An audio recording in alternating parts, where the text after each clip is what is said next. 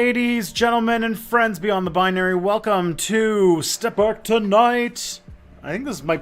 No, it's not the first one, 2021. Hello, everybody. Welcome to Step Back Tonight for today, January 12th, 2021. I'm your host, Tristan of Step Back History, and Tristan won't shut up. My streaming schedule is on Mondays. I stream at 12 Eastern Time with Mia Mulder on a show called The Monday Discourse. And then Tuesday nights, which you're watching right now, starting at 7 p.m., going till 9, is Step Back Tonight, where I hang out with y'all, answer some questions, chill out, you know? Try to keep things relaxed, because I worked all day and I don't have that much energy. And Fridays, I do the Reactor, which goes from 12 till 2, and is where I react to things that are submitted to the Step Back Discord server. It's really fun. This week, the Monday and Friday streams, same times, but they've been swapped just because of scheduling and stuff with Mia. I go by he, him pronouns, and if you want to catch my work, you can go to stepbackhistory.com or tristanwon'tshutup.com.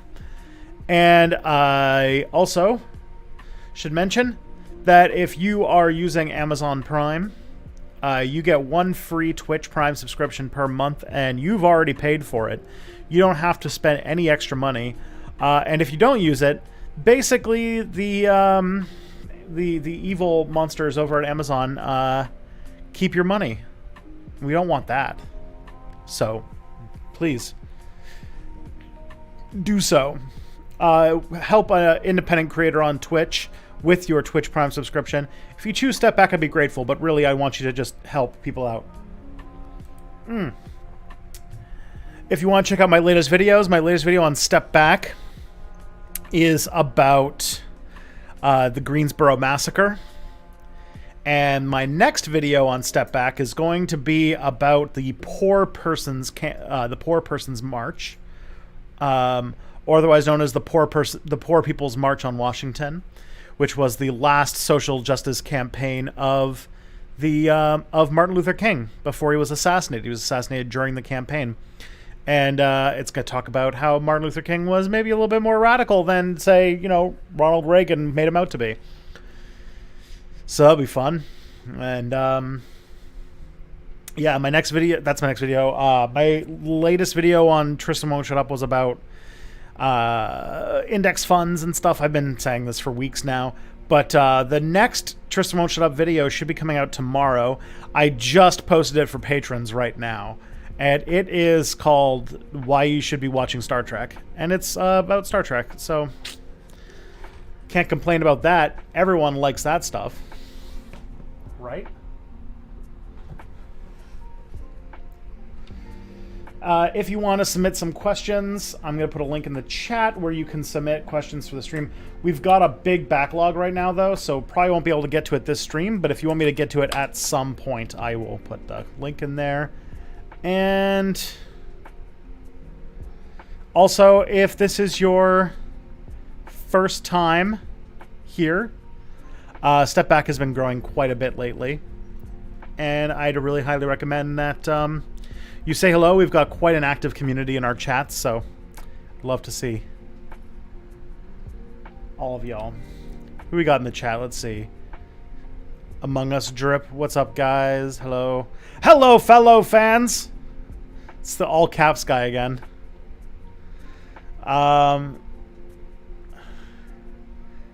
Yeah, this is the America stream where all of the Europeans are in bed. R.I.P. Joe Rogan.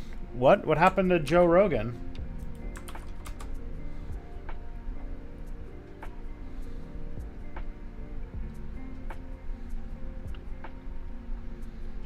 What happened to Joe Rogan? He didn't get kicked off of Twitter or something? No. Tristan, please remember my name. I will be a recurring person on your channel. Okay. Let's see. Glad to see some representation of radical views held by famous historical figures. Awesome. Yeah, it's like morning in Australia, right? My question is, who's the dude who always dislikes the stream immediately at the start? That's some dedication. Yeah. Missed the start. Can you start again from the top just for me? Ha. Do you think there'll be a second American Civil War? I'm not super convinced that it's going to happen, like, right away. First of all, like, I don't see... Like, I don't know. Like, I think that America's still a little ways away from a civil war. Not as far as you'd like, but I don't think that, like, this thing at the Capitol building is going to be the beginning of a civil war. No, it's no, like, Fort Sumter or anything like that. My last video was banned, ? In the UK. It was blocked worldwide. You should probably watch it on Twitch if you want to watch it. But yeah, it got a copyright strike or copyright claim to hell, like a lot of my videos do because of the music. So, or a lot of my streams do because of the music. So, sad. What is Star Trek? I'm never going to, like, stop thinking that a boss is just, like, posting in all... is just yelling all the things that he says because it's in all caps.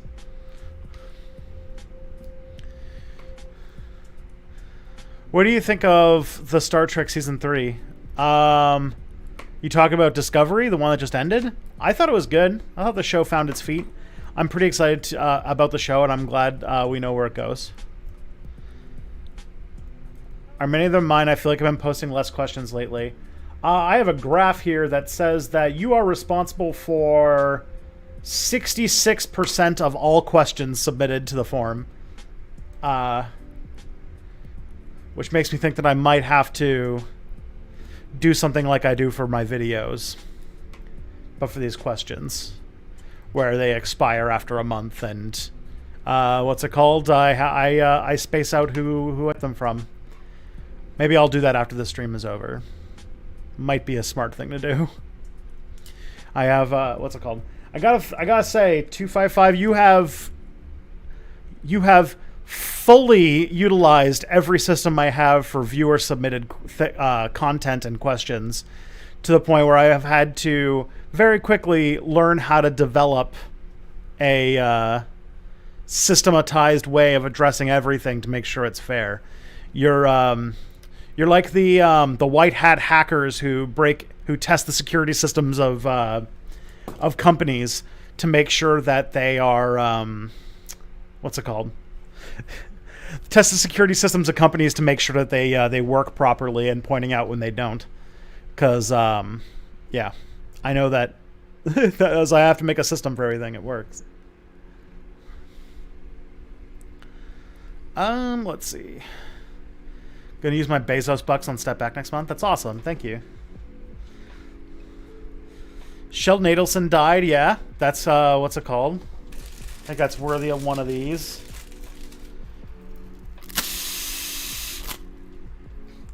I wish that had one of those horn things in it, but yeah, Sheldon Adelson's dead. Woo. It was not me. It was not me. R.I.P. Joe Rogan is a meme comment I see all over the place. Oh. Where's my red wine? Let's see. It's 11 a.m. in Sydney, but it'll be 8 a.m. in Perth. I'm sorry, liberal, but English isn't real. It disappeared on Brexit Day 12 days ago. Oh, boy.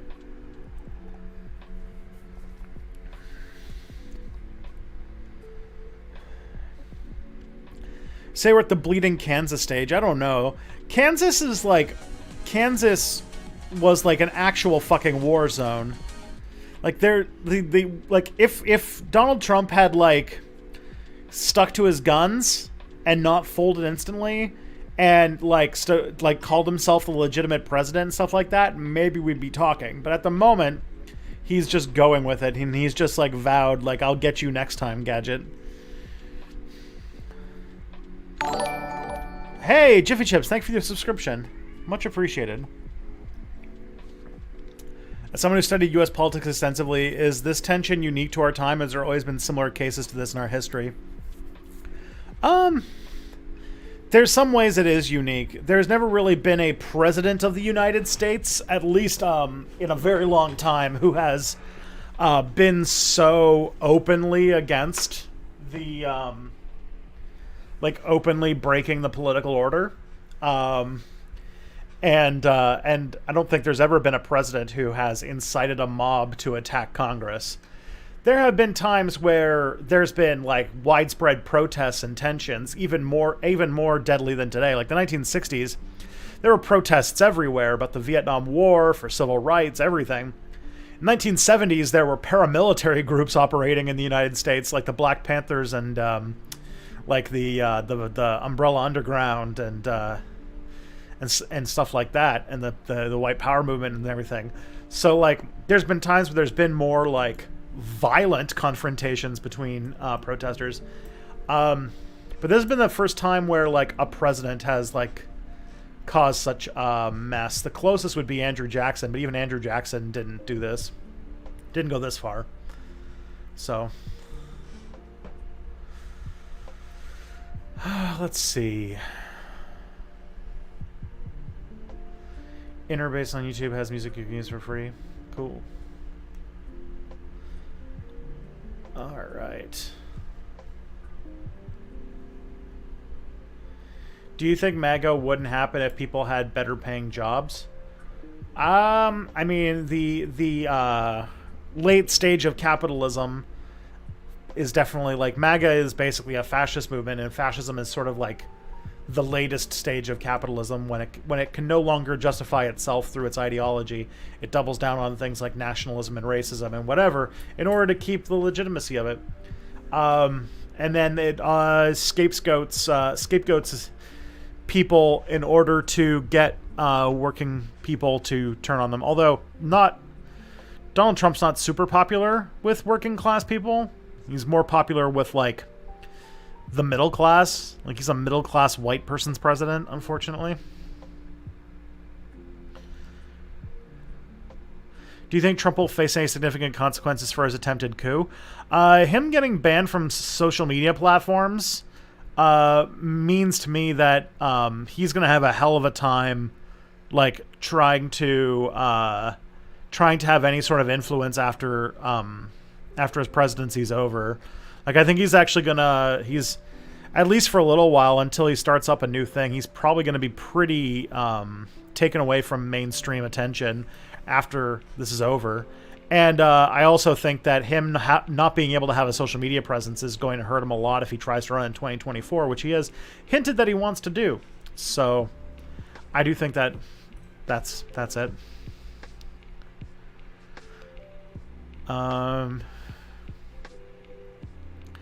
How resent are they? The first question I got here is from December 16th, so I'll have to...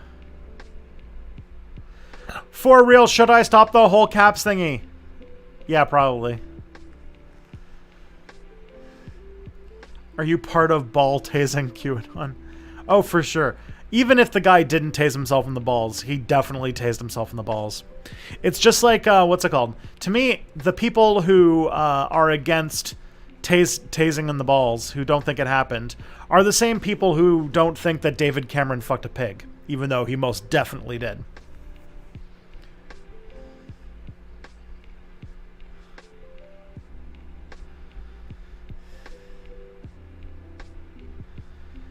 You should have a question for which stream, as some people only want to watch certain streams, specifically Europe and Oceania. Well, the thing is, I only really answer questions on 2 streams. One on Monday and one on Tuesday. So if you say I guess I could probably, I guess I could mention, like, do you want to see this on the Monday discourse or step back tonight, or you don't care? Maybe I'll change that question, I suppose.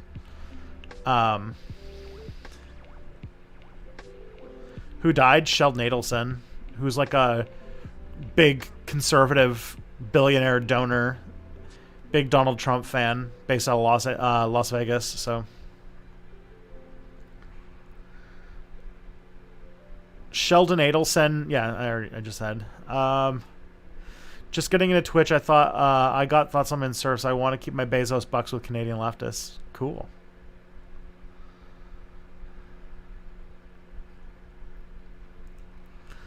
Bleeding Kansas had actual insurgents running around. That is true. Do you think some leftists are exaggerating how bad the Capitol building storming was?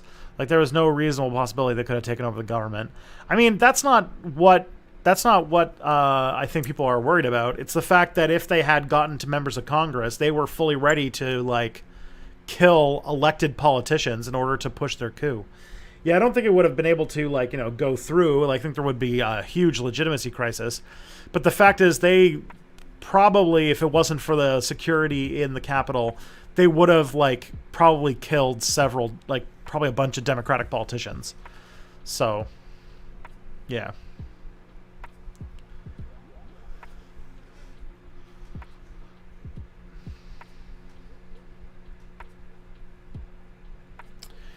Did you see the GOP lawmaker who let the crazes into the Oregon Capitol? No, I did not see that. Weather Underground, not Umbrella Underground. What's the Umbrella Underground? Is that a thing? Where's my brain going there? Did you watch Chris Stuckman's video on him being a former Jehovah's Witness? No, I haven't. Do you think GOP will survive as a party, or will they go the way of the Whigs? It really depends upon... See, the thing is, like, the GOP might still survive for quite a while. They do have, like, a long-term problem, which is that they are a party that is exclusively for minority rule. Like, they're like the closest political party, I would say, to the Republican Party in, like, a recent historical basis is the National Party of South Africa, in that they are a party of white supremacists who are... more or less interested in maintaining minority rule and curtailing democracy to people of color. Whether or not, like, the thing is that there's a major problem, which is that Donald Trump is the Republican Party. Like, Republican voters, I bet there are way more Republican voters who are loyal to Donald Trump than are to the Republican Party. I don't think anyone really gives a shit about, like, Mitch McConnell. They care about Big Daddy Trump, who will kill all the bad people. And so if I heard that that Mitch McConnell is, like, turning on Trump today and supports impeaching him and stuff like that. And so that makes me think that we might see a schism between, like, the Trump supporters and people who are loyal to the Republican Party. And I do think that minus Trump, without Trump in the picture, Republicans are in the same boat as Democrats in that they are completely out of touch with their base. The only problem is that they've got Trump, and Trump could push people, could sabotage the GOP if he wanted to. I don't know if that's a thing that he will submit to, but if like, the possibility of, like, there's, like, I don't know, it was like Kelly was telling me today that, like, there's the possibility that he might get thrown out of the Republican Party. And if that happens, I could see some, like, serious fracturing happening in the Republican Party, because nobody's, like, loyal to, like, Marco Rubio or freaking Mitt Romney. Like, the party is going to wither because it's a party based on white anger, and their next, like, triangulated move is going to be to try and embrace multiculturalism and try to get more Black and Latino people into the party, and I don't think it's going to work. And because, like, yeah, the Republican Party has a reputation now, so we have to like to see where that goes. Because yeah, the Republicans are definitely, like, on the kind of razor's edge right now. It's probably why they can't be too harsh on Trump, because they know that the Republican voters, by and large, like Trump more than they like any other Republican politician.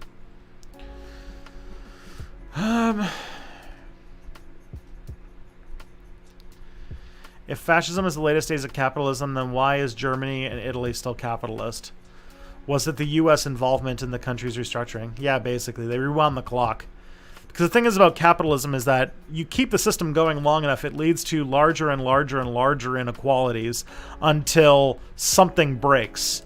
I would argue that, like, you end up with FDR, who put in a bunch of social democratic problems, or social democratic programs that, you know, turn the temperature down, which but the thing is, it's still like capitalism is still always ratcheting towards more and more inequality. That's just sort of how it works. And so while, like, you know, the New Deal, for example, could delay political instability, it obviously couldn't stop it. And it just keeps getting worse and worse and worse. And in Italy and Germany, they had a reset where they had they had fascism. It got destroyed, and they put in a new capitalist government and put in a whole lot of social democratic reforms to keep the temperature low. But even then, like, it only took like 30 years, and already the ideologies that led to fascism came back with neoliberalism, and Germany is becoming more and more unequal, and fascism is returning to Germany. Italy, fascism kind of never left Italy, and it's still a predominant political force in the country. So,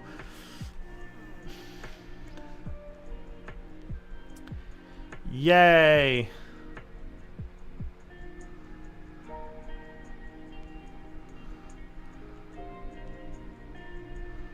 Am I going crazy? Look at the like-dislike ratio.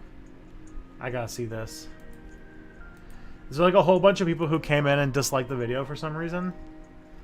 Just because I'm streaming? And they don't like that I made fun of their daddy? Their big wet boy? Oh, okay. Well, looks fine now.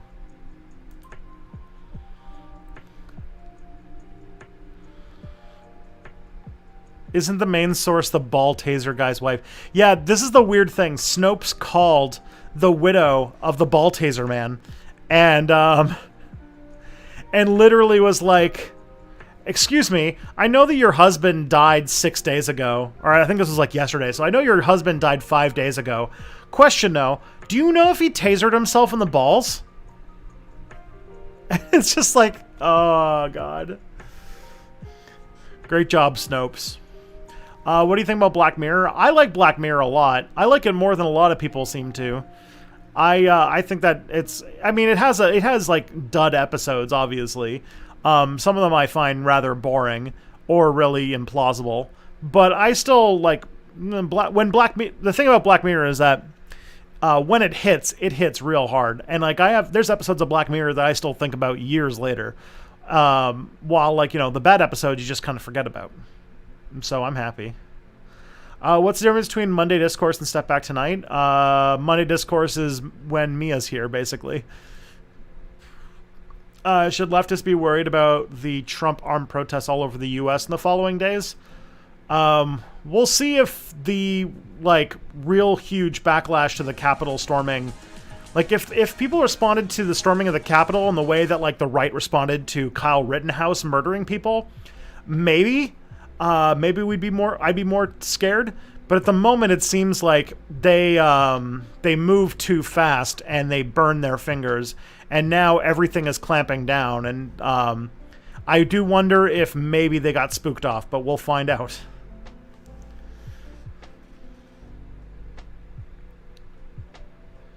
Would you make another video about far right? I have several videos about the far right that I'm making. The next video in the White Power series, which I'm going to pick up in March, because I have this Martin Luther King Day video, and then I got to do another video on Japan because Boxu came back to do another sponsorship, and I'm going to try to do that before the end of January.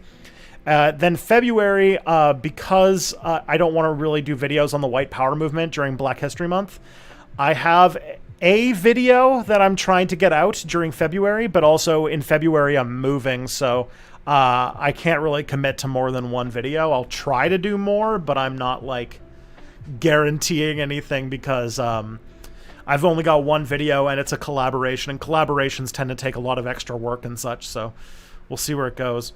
But then in March I'll be coming back to the White Power series, and the next video I'm going to do is about weapons. So, like, the last video the next video I'm doing is going to be on how there was, like, a lot of connections between the White Power movement and the military because of the Vietnam. A lot of them are Vietnam veterans. So I'm going to talk about how the White Power movement got a lot of guns and ammunition and stuff like that by basically taking them from weapons depots. So they all had access to, like, guns that are not even legal in America. What do you think about medical apartheid in Israel during the coronavirus? I mean, it's bad. Palestinians aren't getting access to the vaccine and stuff like that. Fucked up. Do you think the MAGA movement will eventually peter out, or did it only get stronger as time goes on? We'll see. I have a feeling that the breaking up, deleting Parler and the sort of like cracking down on far-right groups on Facebook and Twitter and stuff like that, I have a feeling that might actually, and also without Donald Trump to be like a central figure for them to rally around, I actually have a sneaking suspicion that it'll be kind of like when social media cracked down on QAnon really hard, where now it's starting to fracture and it's starting to become a little bit less mainstream than it was just a few months ago. So I could see the MAGA movement fracturing quite a bit in 2021, unless because I feel like it's even going to be hard for them to really drum up unified hatred of Joe Biden, because Joe Biden is just so nothing. And when they find out that Joe Biden's actually extremely right wing, they'll have a hard time trying to because he's not like Obama, he's not black, so therefore my guess is that they're going to try to rally up. There's going to be the conspiracy theory is going to be that Kamala Harris is secretly running America and pulling the strings, while Joe Biden is just a brain dead, hapless puppet. And they're going to push all of their hatred at Kamala Harris, because at the end this is a racism focused movement, and so they're going to latch onto that. But we'll see if they can actually do that. Let's see if they can actually if the energy is not taken out of their sails in the kind of way that the alt-right lost a lot of its energy when Charlottesville happened. And at Charlottesville, only one person died.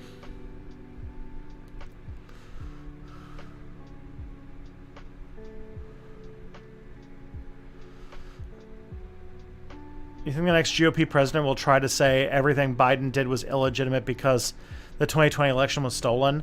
I feel like officially saying that you think the 2020 election was stolen is going to be a rather gauche thing to say for at least a few years. I mean, you kind of know who's going to be running for president in 2024 for the Republicans. Ted Cruz is already trying to angle his way into it, although he might have burned his finger on this whole thing. We'll see. The real acid test of that is to see how long people can actually remember stuff. It could be that this event gets kind of forgotten about, and in a few months we've kind of just the right has kind of just gone back to doing Trump talking points. And also it really depends upon what happens to Trump when he's banned from all social media, and how he's going to put his people together. I don't know.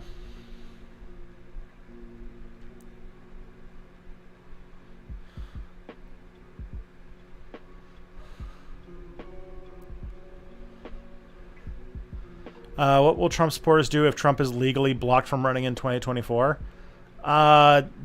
Have a conspiracy theory around it, and there will probably be several people fighting to try and take Trump's energy, and Trump might try to get somebody either in his family or somebody ideologically loyal to him to support.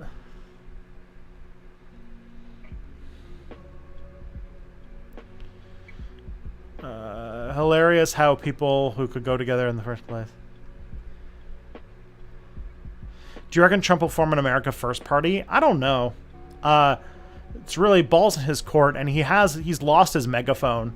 Really, social media was super important to how Trump communicated with his followers and how he muddied discourse. And the thing is, Donald Trump is brilliant when it comes to his media strategy. So it really depends upon how Trump sees his next steps, and I don't know where that's going to go, honestly. I don't know. I feel like, if anything, Trump is going to be less of an important figure, and that without somebody to rally around, the far right's going to be larger than it was before 2016, but it's going to be fractured, and they're not going to have a president to rally around like they used to.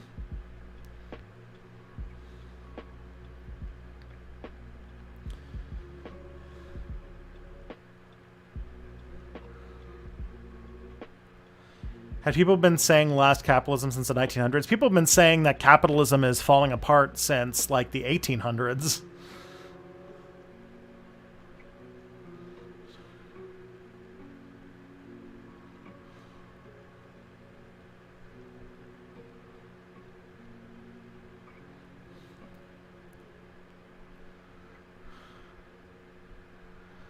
All right. Hope the GOP splits into it and the People's Party. Thing is, like, I could see a bigger issue. I could see the right, the Republican Party being split in the same way that, like, progressive, or that, like, you know, socialists and liberals are split in the Democratic Party, where instead of, like, it being a actual split, because everybody knows that running a third party is a waste of time, I could see it more often that the GOP has its, like, it's going to have, like, its MAGA politicians, and it's going to have its not MAGA politicians. Like, it's going to have, like, that QAnon congresswoman who got elected, who just became a congresswoman. And, like, you're going to have these sort of, like, faction. You're going to have, like, the evil squad, which is going to be all of the fucking chuds in Congress. And they're going to spat with the Democratic Party. And then, I don't know who MAGA... I guess I was going to say, I don't know who MAGA Jimmy Dore is, but I think it's Jimmy Dore. Yeah.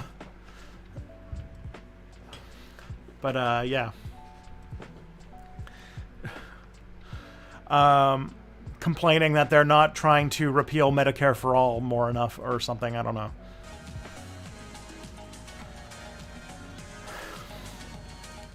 But also, they'll deal with the fact that, kind of like if you think about it in reverse, that the Republican Party has a largely fascist base, but its politicians are mostly conservative neoliberals.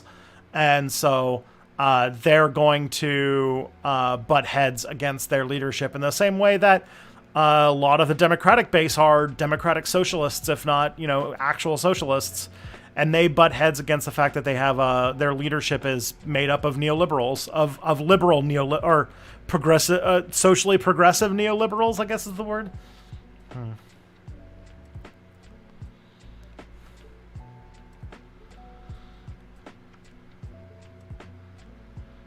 Do you think it's safe for her to go to a store, AOC to go to a store or a bar when she's staying in DC? Likely not.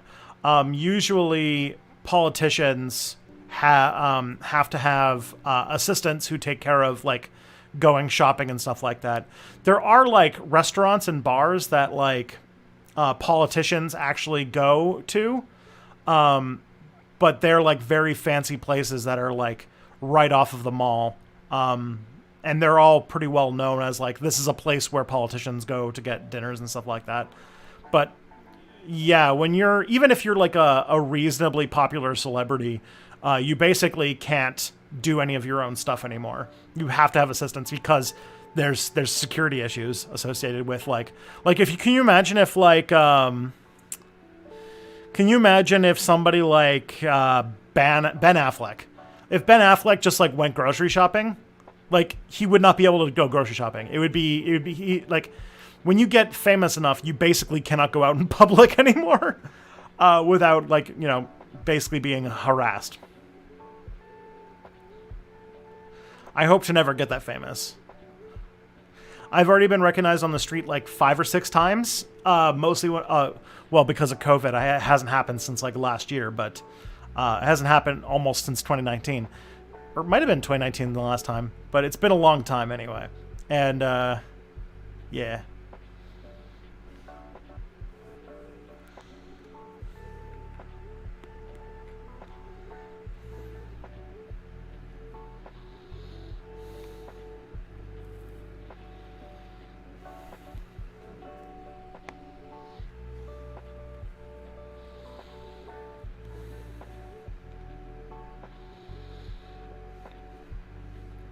Have I heard of Hikmah History and Crash Course?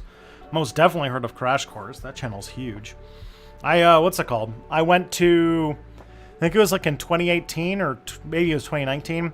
I went to the office of Thought Cafe, the animation firm that animates all the Crash Course videos. So I know Crash Course fairly well. I know people who are involved with, like, making Crash Course.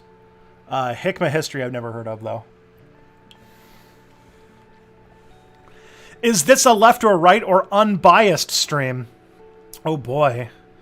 Fucking badass over here.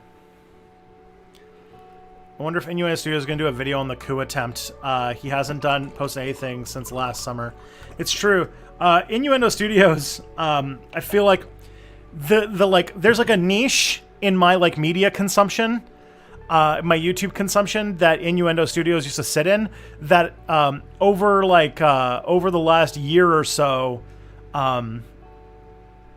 Innuendo Studio has sort of like Ian Danskin sort of stepped out of, and Renegade Cut has sort of stepped into.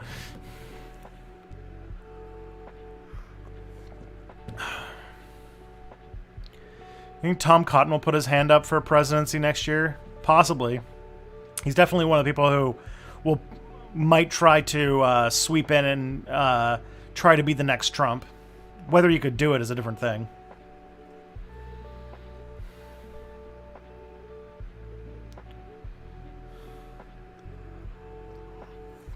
Ever since the pandemic, the skin on my hands has been going to shit. Should we tell people with OCD that they do not need to worry about washing their hands constantly in case it pushes them into destructive habits? I feel like people who have OCD probably are aware of their own loops that get stuck into. Telling people to do not to do something that you probably should be doing, like washing your hands, because the people who have OCD will wash their hands too much, doesn't seem like that's the safest thing to do. Because I imagine that if somebody has OCD, that they will be working through with however they work through with things. I would recommend getting some lotion for your hands, though. That'd be a good idea. Did you see Arnold's video? I did not see it. I know that Arnold Schwarzenegger made a video, and apparently his Conan sword came into play during this. And I'm like, oh, what is this? But I didn't actually watch it. All I do now is like play RimWorld, read books, and make YouTube videos. Like, I'm very bad at like keeping up with shit that's going on anymore. It's kind of bad.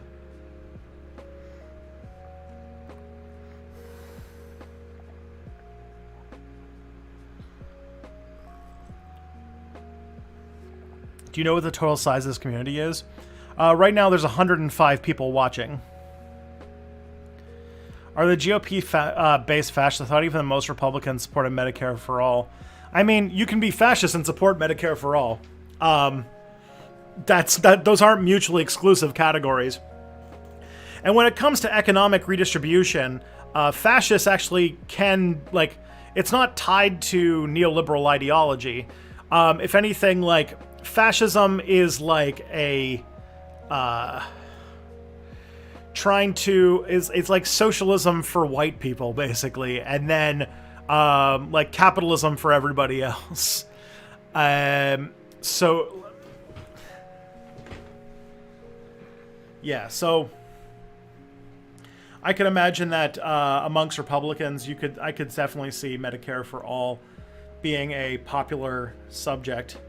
That's why you end up with so many people who are like, oh, it's like socialism but racist. Okay. It's like, we want to take the means of production and give it to all white people and also support huge income inequality. Okay. But like, for the most part, like, it's a result of the worldview brought about by like liberal capitalism. Host of Crash Course Anarchism. Oh boy, that's spicy. I thought you were a communist because you're unbiased. Yeah, there you go. Anarchism. I'm an anarcho-communist because I realize that human salvation comes from our bonds as people together, and that whenever we try to supplicant or to substitute the bonds that hold families and friends and communities together with artificial systems in order to facilitate more complex organizations of people, i.e. like economies based on companies existing or states, that it results in us dehumanizing and becoming creating self-reinforcing organization or self-perpetuating organizations that are more and more concerned with grabbing power and taking it away from people. And so I would like if we went back to a human organization that was based on the bonds of friendship and community and families and those kinds of things, rather than trying to fill the functions of society that we provide for each other with nameless states that contract you to give away more and more of your freedoms to keep you quote-unquote safe. And corporations are no different. They just take different aspects of your daily life, take away your freedoms, and focus more and more control and power onto themselves.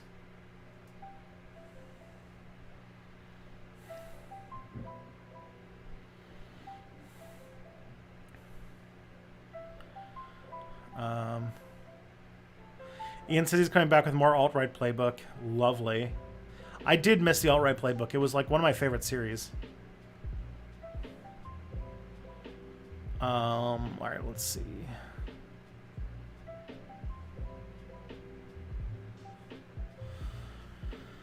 Alright.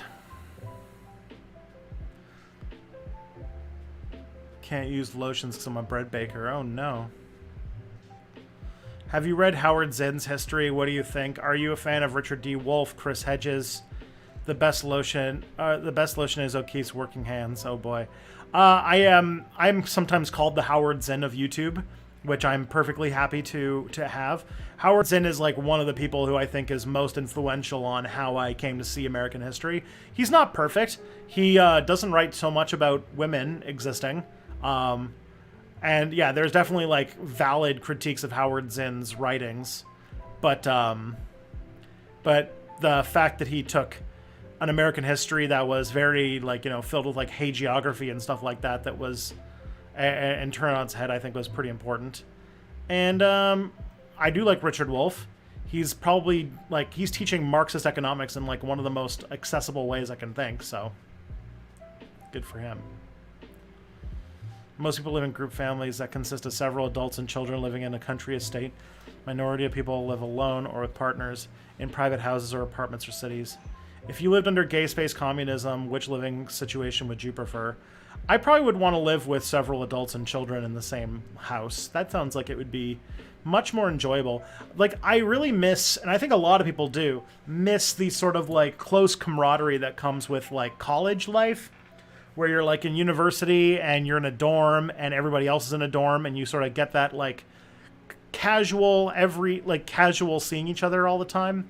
I really miss that. I really miss unplanned being able to hang out with friends and stuff like that. And so I wouldn't mind a situation like that at all. Have I ever heard of Caspian Report? Yes, I have.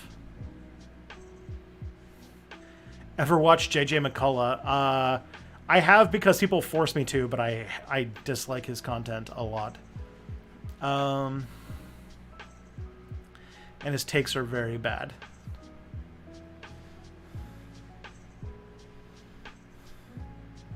The socialism of fools, as they say. Yeah, exactly.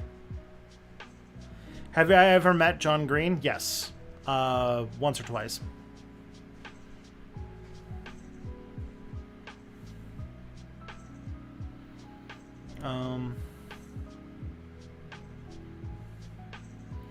Can you make a video about the oppression of the Uyghurs in Xinjiang? I was planning on doing that actually a year ago, but then I made a video about the Rohingya people, and that video tanked so hard that I was like, well, I guess I can't talk about that. And then also, it turned into a whole discourse, and I have a feeling that tankies get what's it called? Marxist-Leninists would get. Maybe I should do it because Marxist-Leninists would get mad at me for, mentioning what's going on. I probably should at some point, but also it's a pretty hard subject to research, especially when you don't speak Uyghur or I don't speak Mandarin or anything like that. And because of how tight-lipped the Chinese state is, it's actually like really hard to get good information out. There's definitely some horrible shit going down. It's just that like being able to talk about it intelligently in a way that won't just result in everybody going, it's CIA, you're CIA, CIA, because that's what happens whenever Marxist-Leninists get atrocities committed by regimes that call themselves communists would do.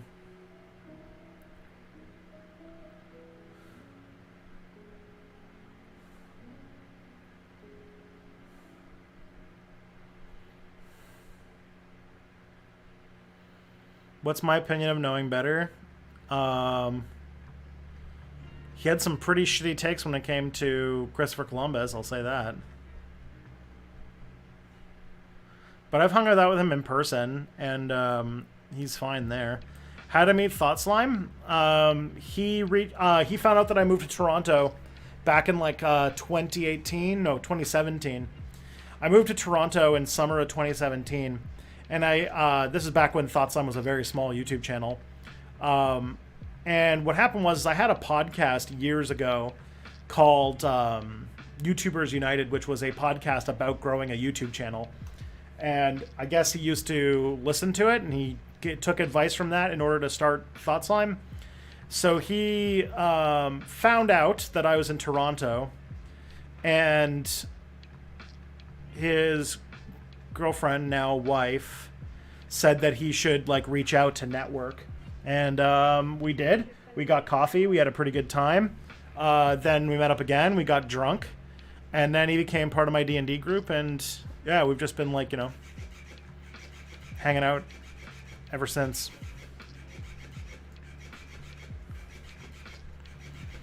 I actually found this channel as a way of a guest spot on Kogito. Oh yeah, that was fun.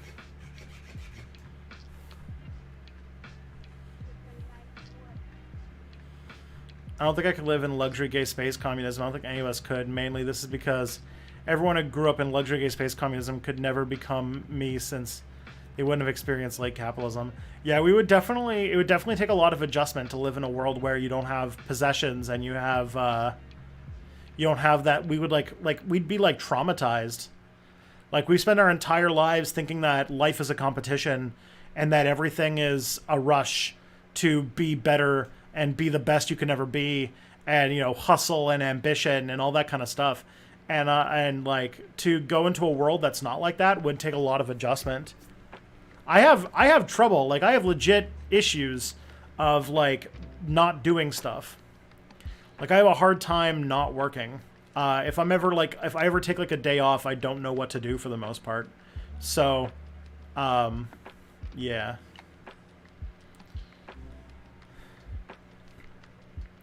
Big fan of your YT videos, just go to Twitch. Awesome, thank you.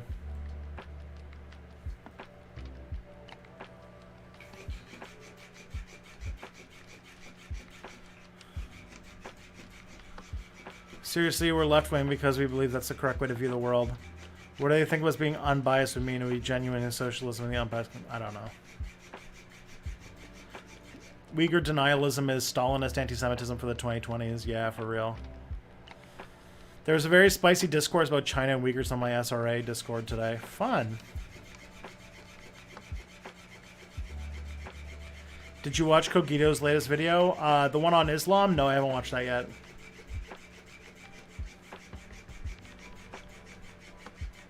Oh, you guys met after you started channels? I always thought it was just like a big coincidence you were friends and both prominent bread tubers. No. I found out about Thought Slime because of Kevin Logan.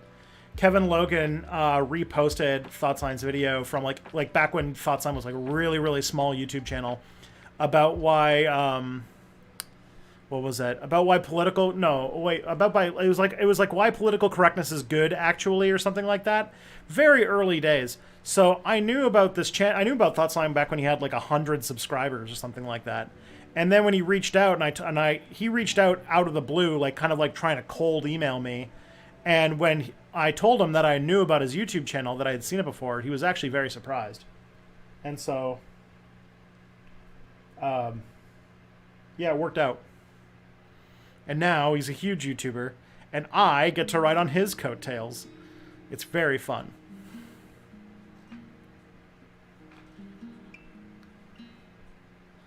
Any plans on doing a JFK assassination video? Yes, actually. I plan on doing it in 2023. I'm doing a presidential assassination series, but I'm only doing one per year. So last year I did one on the William McKinley assassination, and this year I'm doing one on the Garfield assassination, and then next year I'm going to do one on I'm doing one on the Lincoln assassination, and then I'm finishing with the Kennedy assassination. Did the CIA murder him? No.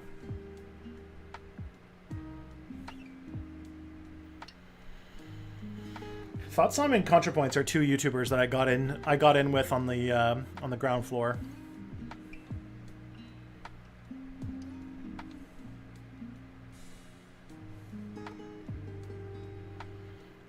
All right, I guess I could actually get to the submitted questions.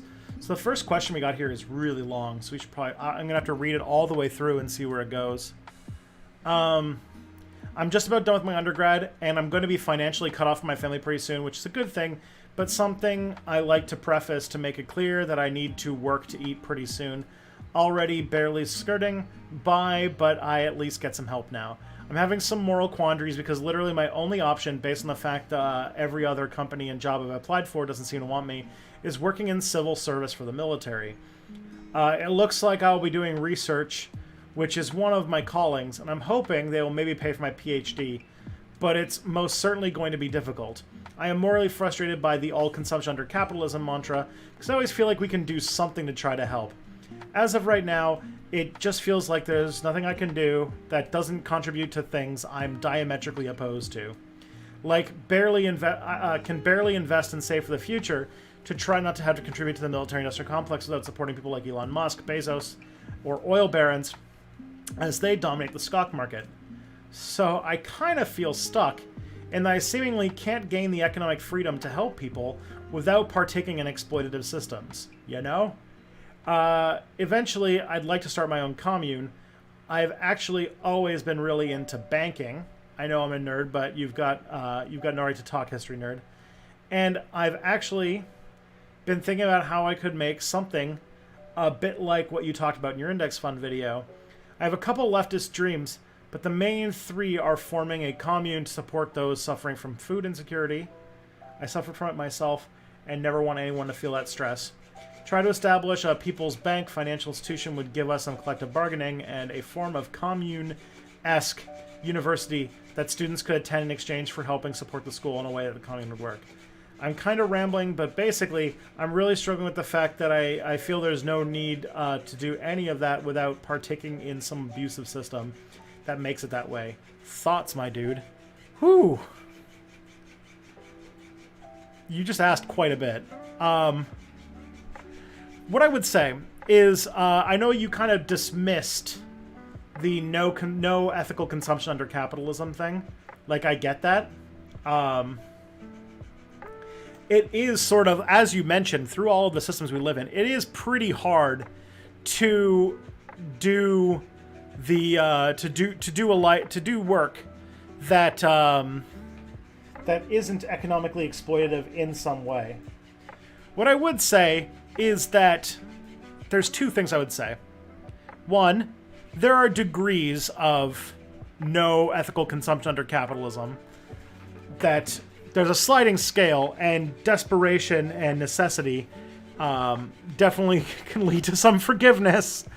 But like, you know, being a landlord, for example, is like pretty bad. But like, working for a corporation is, you know, it is what it is. The military does, like, if you, like, the military is another example of, like, a job where, like, if all lights go out, like, you know, desperation, like, you gotta eat. And if the military is, like, the one option, you can always leave, obviously. Like, it's not like you're enlisting or anything like that, but, you gotta, like, what's it called? You gotta, there's the whole idea of, like, you know, you have to make sure that you're okay before you can start helping others.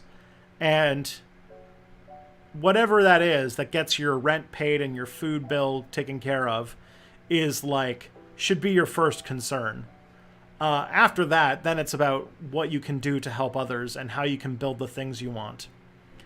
Uh, and yeah, I mean, that's not the easiest thing to say. But I guess, like, in your situation, if you said research is your interest, to me, research would be a thing where I would always be looking for the least oppressive thing that you can get your face into, like nonprofits and such like that. Like, my wife works for a nonprofit where she does research and policy development. And before that, she worked for the government. So there's ways to work through the system, you know? There's ways to, once you have the experience and the options available to you, to work towards a more ethical career that's doing something that you're more into. Yeah. So, but yeah, like, I'm not, what's his name?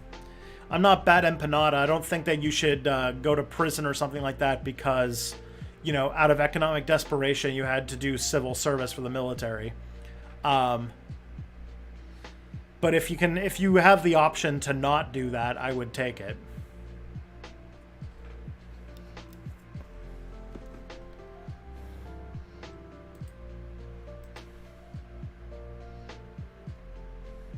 This is sort of how capitalism uses the threat of economic instability in order to force you to work in unethical jobs and do their bidding.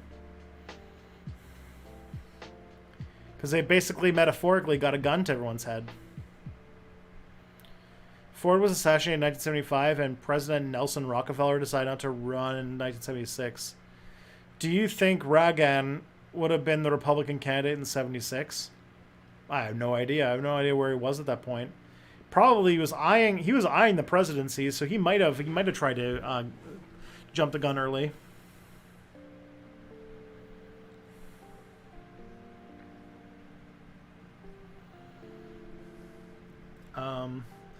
What exactly is America doing in Libya? Because I hear people bring it up as an example of American empire, but from what I understand, without U.S. air support, the rebels would have been bombed by Gaddafi's air force. You might need to talk to more of a foreign policy expert. From what I know, basically, once Libya descended into civil war, and America decided to basically pick a side. And it's not necessarily the side that was the people. It was like the anti-Gaddafi, but like pro-America side. So he did try running for the GOP nomination in the 70s. Okay, then yeah, he might have been the candidate in 76. I don't know how he performed in 76. So.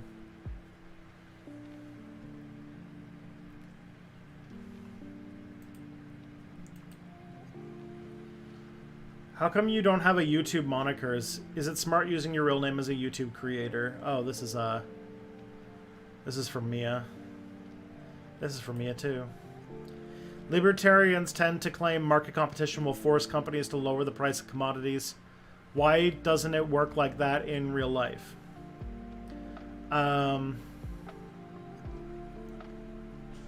Libertarians tend to claim market competition will force companies to lower the price of commodities.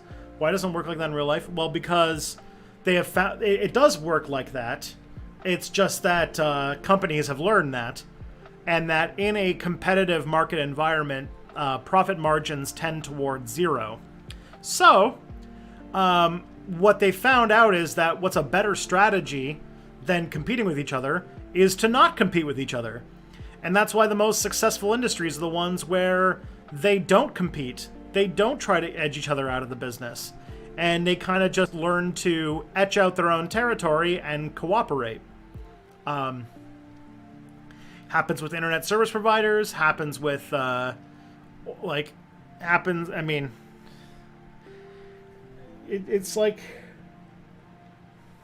look at how competition in the streaming market is going to cause an absolute disaster. So, yeah, it's going to, like... So it does work like that in real life. It's just that they learn that, and that's why they don't really... That's why the capitalist economy of today is not really all that competitive.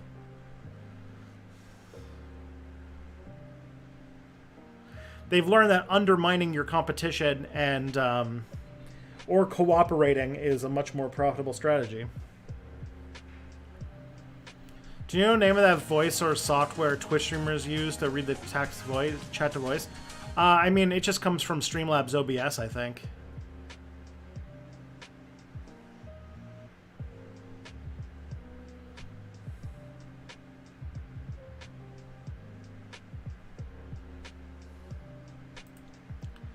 Okay, what we got next? It's Mia.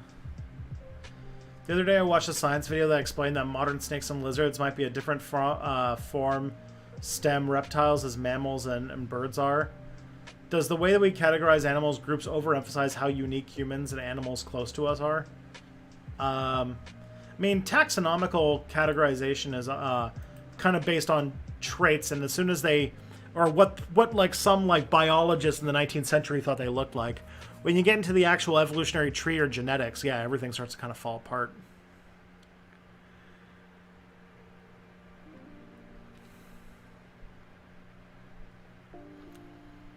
Logistics porn. Do you think that's a faith description of a lot of alternate history? A lot of what I read seem to focus on where people and supplies are on a map. I don't know. Alternate history is I don't know what people like about alternate history.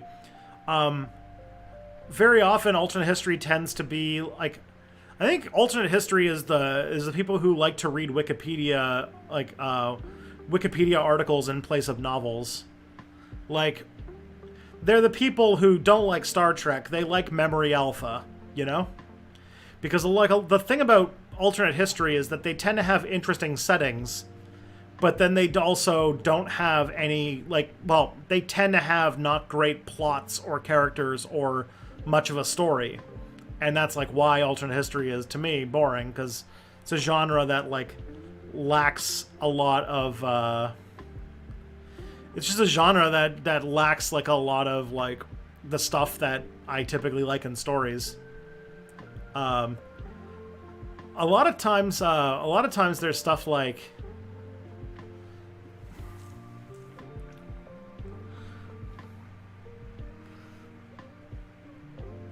How do I characterize this? I mean, there's the people who paint alternate history because they like to think what would happen if the bad guys won the war. That's why it's always like, what if Nazi world? What if Confederacy? But I don't know. I don't really understand. I don't know. Did you hear about humans once had the ability to hibernate? Yeah, French peasants used to do it in the wintertime, where they would more or less sleep or not do very much for a good chunk of the year. Do you think the Democrats should make Puerto Rico a state? Yes, definitely.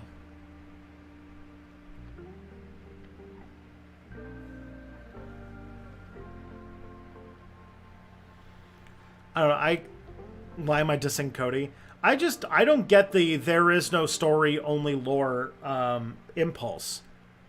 Like, I don't get why people like making Wikipedias and memory alphas. I'll be honest. I don't know why people like fighting over lore. Because it's like, is it a good story? Okay.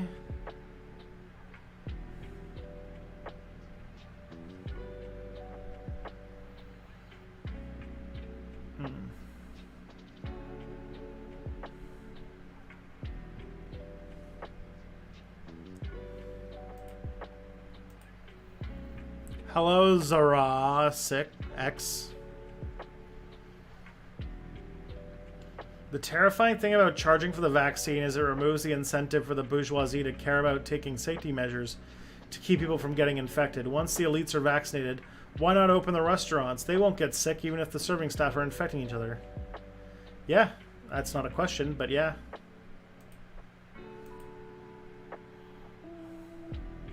I mean, though, the rich will want their employees to be effective workers. A lot of businesses are losing money.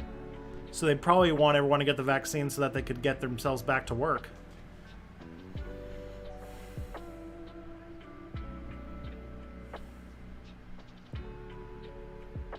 Is there a topic you guys are talking about? I'm kind of answering some questions from a submitted thing, but we were just talking about alternate history fiction and like why I'm kind of like iffy on the genre.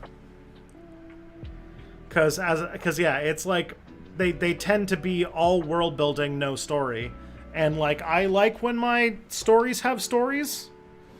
I don't really want to read an encyclopedia about the world. Do I have a doggo? This is a kitty. Hey. This is Phoebe. I'm planning on getting a dog sometime this year, hopefully.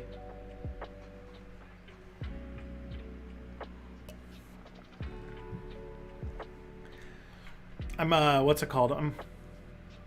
The pound is constantly empty. And so, I'm guessing that a lot of people are adopting dogs as part of like, kind of like the COVID thing. And so I'm hoping that when COVID starts to let up, that some people are going to surrender some dogs and I'll be able to adopt a pupper. That's what I really want.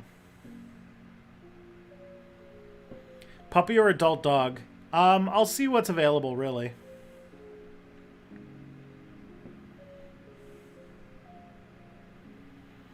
Would you ever consider getting a small pet like a hedgehog or a hamster? No, I have a feeling that my cats would not let that would not let a creature like that be very safe in our house.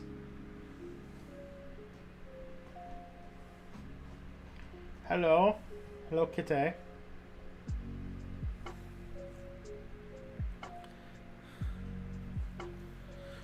What are you gonna name the dog is a question. Likely I almost definitely am going to be getting the dog from the pound, so the dog will probably already have a name. What breed preference do you have? What breed do you have preference to get? I don't really have one at the moment. I kind of want a dog that's like bigger than a cat. I know that's weird. Like the thing is like I don't want to like get like a Chihuahua or like a Jack Russell or anything like that. And I definitely don't want any of those dogs where like we've like mutated their skull so that they can barely breathe. Like I don't really want like a French bulldog or a pug or anything like that. I love your content. I wish I could donate on Patreon, but I am a disabled vet and can't afford it. My question is, can we be friends? Well, I mean, thank you for the super chat. As much as parasocial friends can be, I guess. I don't know if we can get beers or anything like that, but I really appreciate it. I kind of just want like a mutt, to be honest, when it comes to dogs. I just want a random mutt dog that won't have health issues and is like bigger than like a pug, but smaller than like a retriever or like a lab or something. Dogs need to be able to get on the yard at all times. You can make that work while keeping your cats inside. Yeah, my cats tend to not make a break for it when I open the door. Like we had what's it called? We had a house before when we lived in London, and these two cats lived in that house. And they like if we open the door, they've lived indoors most of their life now. Phoebe has lived indoors her entire life. Romeo's lived indoors the entire time we've had him, which we got him in like 2015.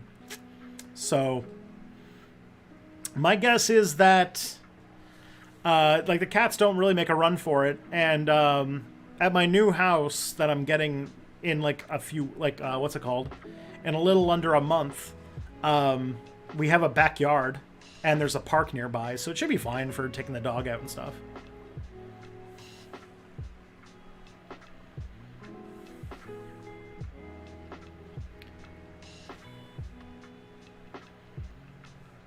Is Zootopia propaganda?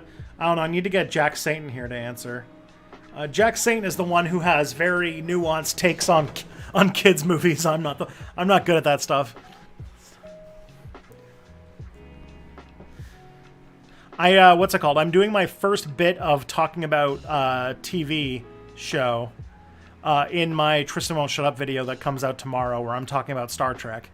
And see where it goes. Aw, Phoebe, that was very cute. Thank you.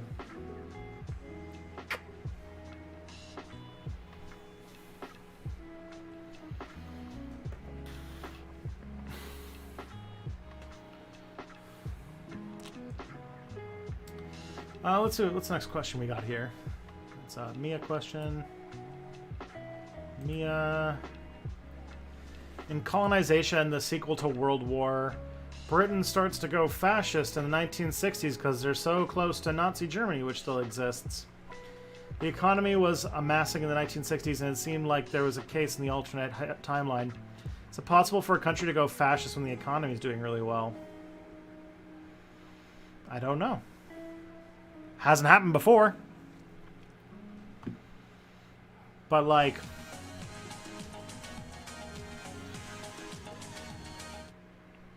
I mean, you don't need to have a real... Like, fascism always builds itself on perceived threats. It's never on actual threats. So, they could definitely, like, drum up fear of an other. I would like to get a Shiba Inu or a Japanese Spitz. Cool. Good for you. I think, to me, like, I don't really think too much about what kind of breed of dog I want. I just want the dog that is friendly and nice. Is friendly and doesn't bite. And doesn't, like, chew stuff. Like, doesn't, like, chew on everything. So if I can get that, that'll make me happy. But I'm just, like...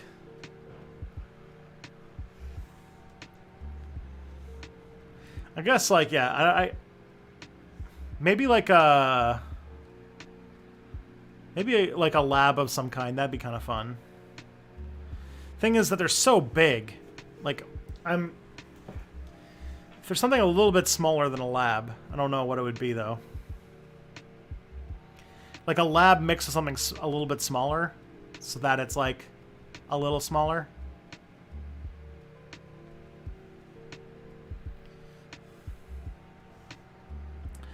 But we'll see what happens. There's also like there's all those. I mean, I wouldn't have the money for this, but there's those programs that try to rescue racing greyhounds. That'd be kind of fun.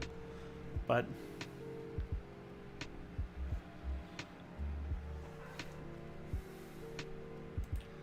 I think I'm more interested in the like individual personality of a dog rather than like yeah. Listen to a podcast about the UK's... Oh, this is from Mia. How do you feel about oppressed peoples making legendary resistance heroes out of historical figures who are bad guys IRL? Like IRL, William Wallace spent most time in England indiscriminately killing women and children just south of the Scottish border. It's one of those things where it's like, it's understandable, but yeah, definitely not something that I would recommend doing.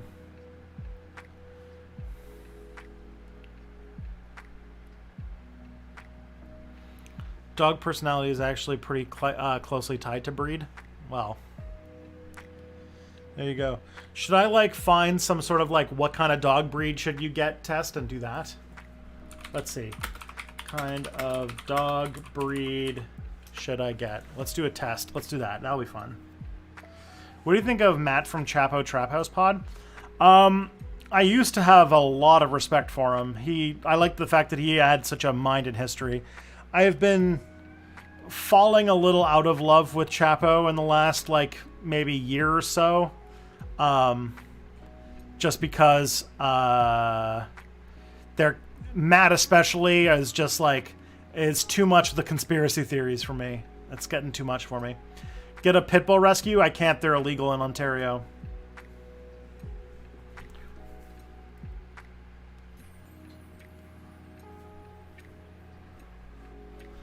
What if you set up a Google Doc where the first, let's say, 20 responders can submit a link each, and you go through them all, you repeat. If you want advice on how to make the reactor fair. I think I'll make something kind of like what I have set up for the thing. All dog breed profiles. Well, like, this is fine, but, like, this is just, like, I'm not going to read every single thing. Alright, this is Royal Canin. Come on, there's got to be a test, right? Like a quiz type thing. American Kennel Club, I think this is what people were mentioning. Alright. Let's do this. Let me see. Where is... Yeah, let's do this.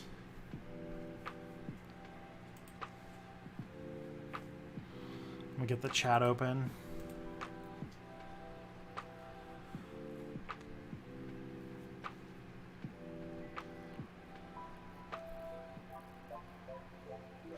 The idea is that when you find a breed you might like, then you go, I have all sorts of detail. Okay. So let's get started. Okay. Alright. First of all, I'm probably new to dog. I had a dog, but I had a dog for about a year when I was a younger person. But, like, I didn't...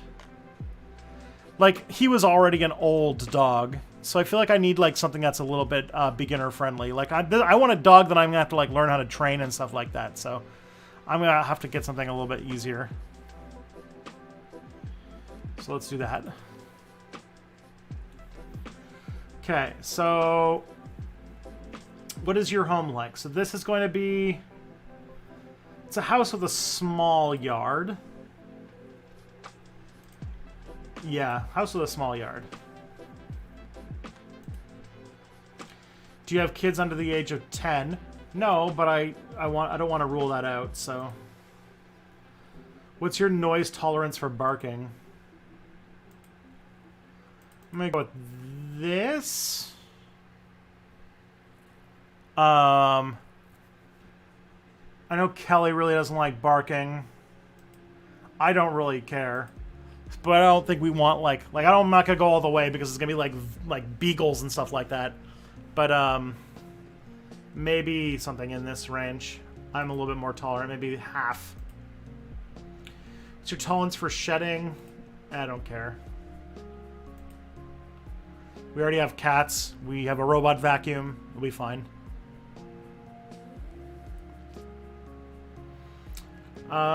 What's your activity level? Walk around the neighborhood. Actually, with Kelly around, going, maybe not. Okay, walking around the neighborhood, that's good. An American Eskimo dog. Oh boy, that's not a great name for a dog.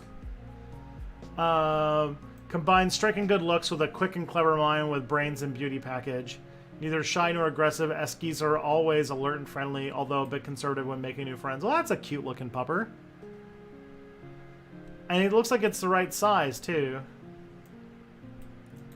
Let's take a look at these guys. Oh, that is adorable. It's the perfect size dog that I was looking for, too. Look at him. Look at those boys. Oh. Big fluffy, though. Big fluffy dog. Ooh. Let's see what we also got on the list. Australian Shepherd. Ooh, that looks pretty. A Barbet. Okay. Beagle. All right. Not only the Beagle's an excellent hunting dog, loyal companion, go-to for Lucky Funny. Yeah, they are very loud dogs, if I remember Beagles. Bichon Frise. Oh, God. I don't know. I don't know if I could handle a dog that looks like it belongs in a rich person's house. This, oh man, now that looks like a puppy. I could just. He looks cute. Boston Terrier. I don't want the breathing problems associated with the fact that we fucked up their skull. Boykin Spaniel. That I wouldn't mind either. Oh, okay. Aussie Shepherd does sound like a pretty fun-looking dog. Lean, tough ranch dog. It's one of those only in America stories. A European breed perfected in California by way of Australia. Fixtures in the rodeo circuit there associated with cowboy life. Do I use Windows? Yeah. Beagles are a trial and tribulation. You need to really want one. Yeah, beagles are like a weird... So, like, the thing about beagles is that they're like a mix of, like... All right, we're going to make the objectively cutest dog. But then we're going to make it really fucking loud, and it's going to want to dig holes everywhere. It's like, oh boy. Beagles are just noses with legs. Aussies are not beginner dogs? Alrighty. I mean, these Eskies look kind of cute.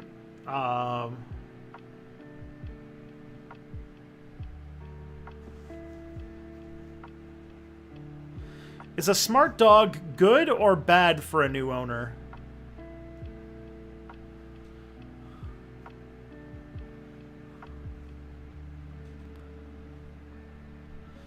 German Shepherd would also not be a... Kelly doesn't want to get a German Shepherd because it reminds her of cops, but I wouldn't mind a German Shepherd. They look pretty... They look like they can be pretty cute.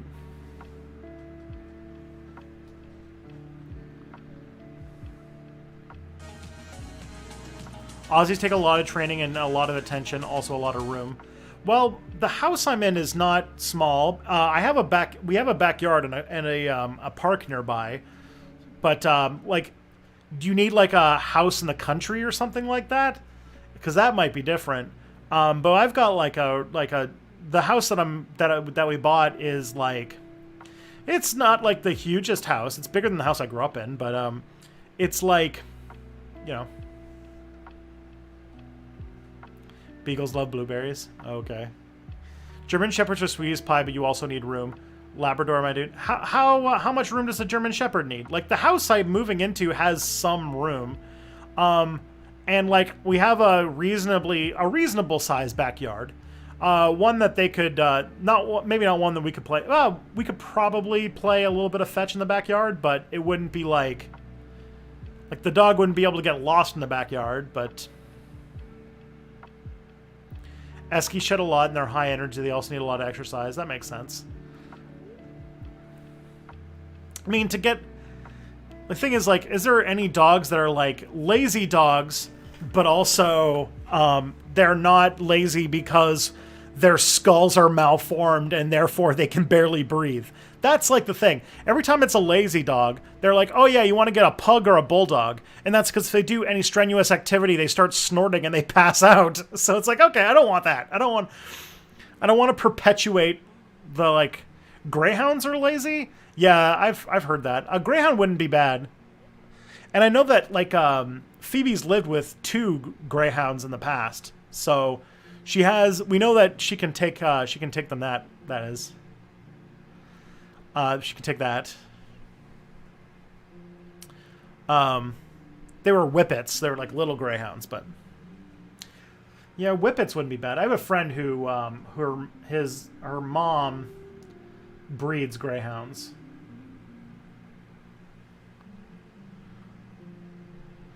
But I'll be honest, most of the time, most likely I'm going to end up just getting a mutt from the pound. That's my...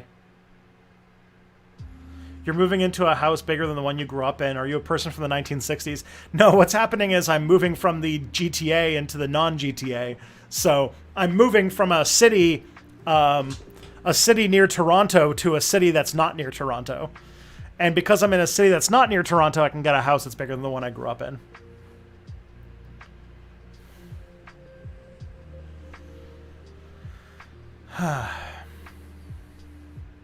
So we'll see. We'll see what happens. Dog talk. Pupper talk. Fun stuff. GTA, LOL, I'm American. Oh yeah, GTA, Greater Toronto Area. So if anyone doesn't know, Toronto has a, like, notoriously overpriced housing market. And so houses around Toronto are insanely expensive. Like, the price that we paid for this house that I'm moving into would have gotten us, like, maybe a 1-bedroom condo in, like, North York or in what's it called, in, like, Etobicoke or something. So But I live in London now, and London is like 2 hours out of Toronto. It's still like expensive, but it's not like Toronto expensive. And so the house that I'm moving into, is like it's bigger than this apartment, and it's bigger than the house I grew up in as a kid. But yeah.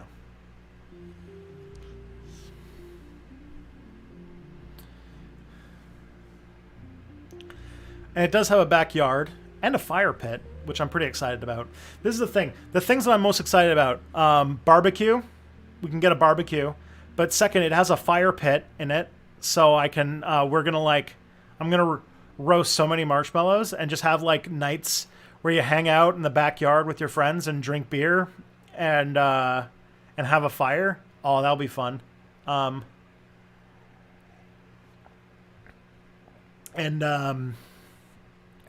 a garage, but we don't have a car, so we can fill it with all the old shit. And like I feel like I'm such like an old bastard because I'm just like excited about this house that I'm moving into. So fireside stream. Ooh, I like the way you think. That's not a bad idea. Maybe in the summertime I'll do a fireside chat or something. That'd be really fun. The fireplace inside has been removed. The house is the house is old. It's from 1918. But somebody renovated it and took the fireplace out of the house. So now there's no fireplace. But there is, like I said, a fire pit in the backyard. So get the Wi-Fi set up. I could probably do it. Was there something that was basically a garage for $1 million or something? Yeah, that was in downtown Toronto. Yeah, there was... The thing is, like, the amount that I'll be paying in mortgage at this house that I own is less than I would be paying for rent if I lived in downtown, if I kept living in downtown Toronto. So, because like up until last summer, I lived in like the middle of downtown Toronto. Like I lived, I guess it doesn't matter anymore because I don't live there anymore. But I kind of lived around Yonge and Wellesley, which was this this intersection that's sort of like maybe like a 15-20 minute walk from Dundas Square, which is sort of like the Canadian version of Times Square. So like I lived like walking distance, like 2 subway stops from like Times Square. So you can imagine what that like life would have been like. And also I lived close to Bay Street, which is the Canadian version of Wall Street. So it was like the middle of everything because my wife worked for the government and what's it called? She needed to get to Queen's Park easy, and Queen's Park is also in that area. So I lived like very close to like all that stuff in downtown Toronto, but now I don't. And now I could get a house that has some actual like I'll be able to get this house is gonna be nice. I'm excited.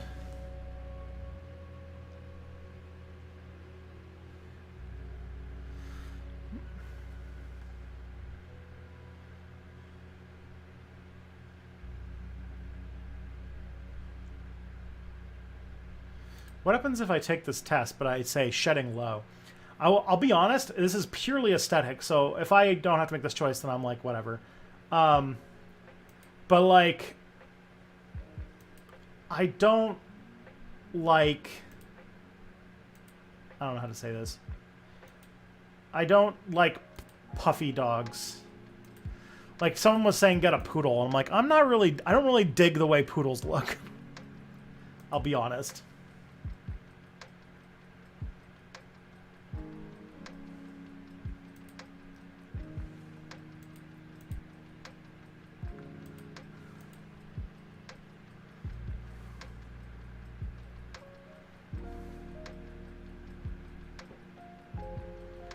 Okay, yeah.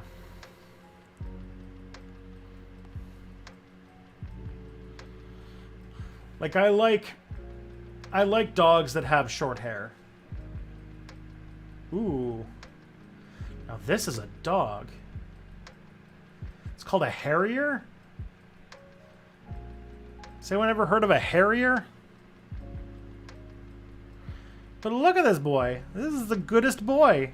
This is like the exact kind of dog that I'm looking for. Harrier. Or...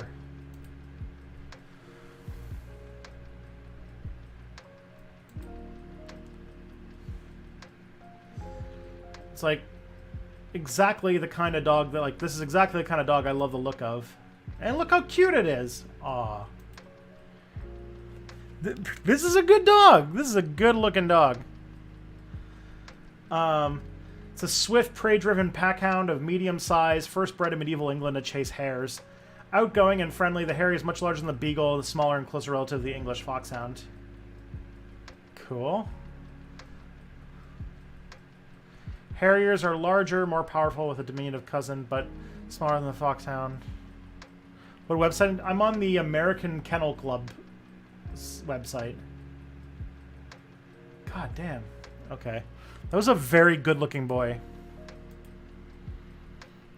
See, that's the thing, is, like, beagles, like, I love the way beagles look. I love the floppy ears. I love the nose. I love everything about beagles, except that they bark and howl a lot, which, like, doesn't bother me, but I happen to know that Kelly will despise a dog that barks a lot. So that's just not in the cards. And I think, if I remember correctly, her, like, aunt and uncle had beagles, and I don't know if she had a great relationship with those beagles. But, I definitely can't get a Dachshund because my mother-in-law has a bunch of them. I don't know if Kelly's a big fan of those either.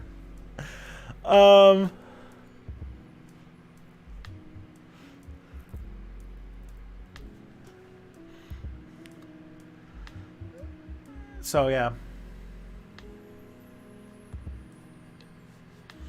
Okay, so I'm going to probably answer some questions now. What we got next on this list?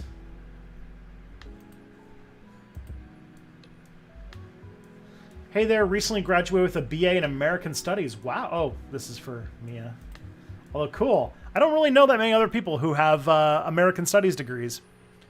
For anyone who doesn't know, my degree...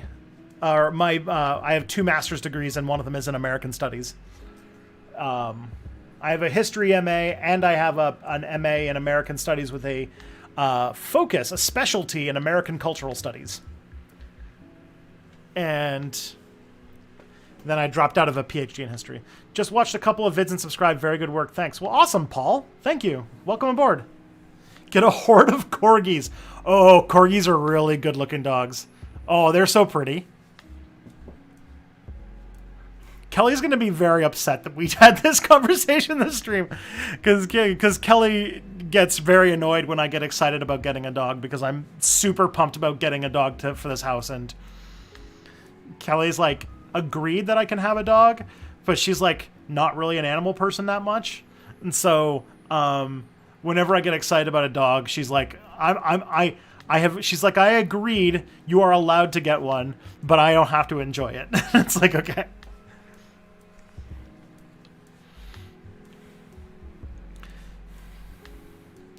Is it ethical to deliberately buy a pedigree puppy? Also, I saw a Harrier today. I don't know if it's ethical to buy a pedigree puppy. I'm not big into dog breeds myself, but I just want to, like, this is why, like, I'll most definitely just get a mutt. Yeah. You have a PhD in depression and sadness? Well, it's probably the most common PhD at a lot of universities. Love from Ireland, and my sis has a puggle who's 7, and I'm in love with her. Aw. Yeah, I when I was like let's see, in 2008, I was 20, and my parents got a dog for my sister, and he was this, like, Jack Russell Terrier, but he had, like, a little bit longer hair. And the thing about it is that they got the dog for her for Christmas, with this idea that because my sister was in a long-term relationship with this guy, that she was going to move out. They were going to move into a place together in the next couple of years, and that she would have her own dog. But then they broke up like not that long afterwards. And my sister's not really the most empathic person in the world and likes the idea of a pet rather than an actual pet. So the dog just kind of became the house dog.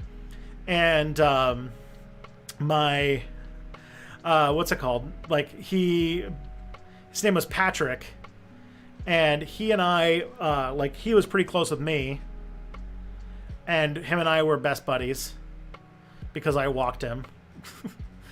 And then what's it called? Then I went to university in 2010. So I left, and then he became best friends with my dad, who only agreed to get a dog if he was never going to have to walk it.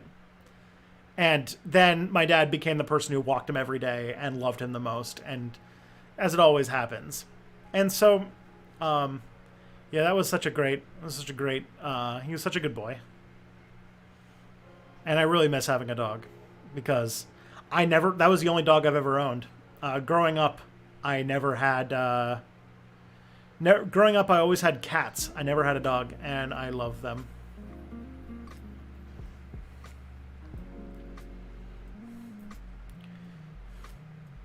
Adopt, don't shop. That's the plan.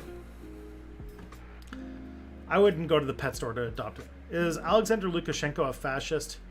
I mean, he's a dictator. I don't know if I'd call him a fascist. He's not really like leaning into like white supremacy and nationalism and stuff.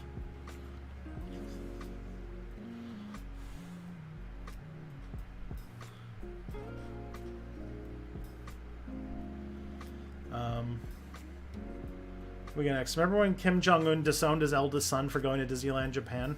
Vaguely remember that.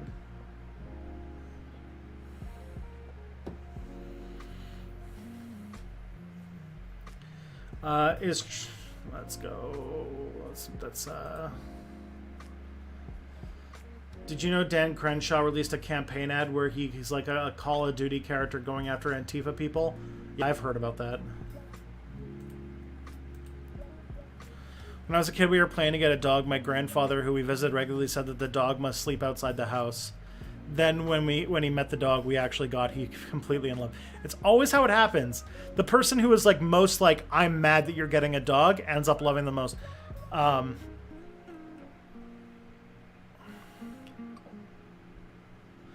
Like, for example, like when we got Romeo, Kelly wasn't like super thrilled about it. But then like Romeo hangs out with Kelly. Like Romeo is most definitely Kelly's cat. Like Romeo hangs out with her a lot and stuff, so it always happens. Always happens.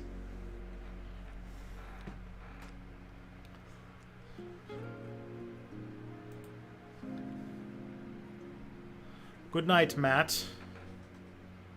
Have a good one. So Biden got the vaccine. How do you feel about including politicians in the groups of people we should give ration vaccines to? I mean, I like the idea of... the only thing about politicians getting vaccines is that if they didn't, you know that the news story would be, look, the politicians aren't taking the vaccine. Why should we? And like, I feel like showing people in power getting the vaccine is like the number one thing people should be doing in order to like pass the idea along that like, you know, people should be getting the vaccine, it's safe and everything like that. It's an endorsement. And honestly, like politicians are like what, like a couple hundred people? In the grand scheme of how many people we're going to have to vaccinate, it's a very small number for the amount of ration. Even the vaccines we're getting now, we're talking about hundreds of thousands, and like sparing like maybe like 400 for politicians in America, for example, is not that huge a deal.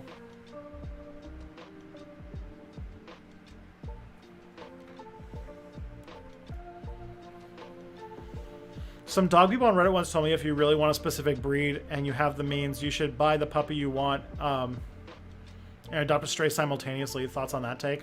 I mean, sure, if you want to do that, I don't care. I'm not that jazzed about dog breeds myself. I don't really see why people get excited about like making dogs that are like mutating dogs to look like certain things. But hey, as long as they're good owners. Have I read Against the State by Kenyon Zimmer and thoughts on anarchism among Yiddish/Italian speaking immigrants in the early 20th century?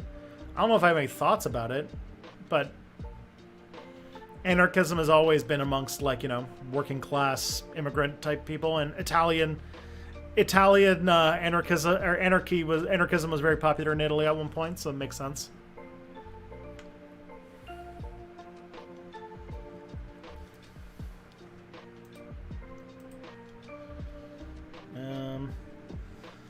Supposing you move into your new house, you find that squatters have moved in. I already answered that question. Dog breeding isn't always about looks. Breeding for hyperallergenic dogs or intelligence or certain personality traits is pretty normal too. Yeah, that's fine. I don't see. I'm not a person who finds a thrill in like spending thousands of dollars on a dog. Like, I want to spend $150 at the pound and just grab an absolute mess of an animal. Chonko and fuck ass.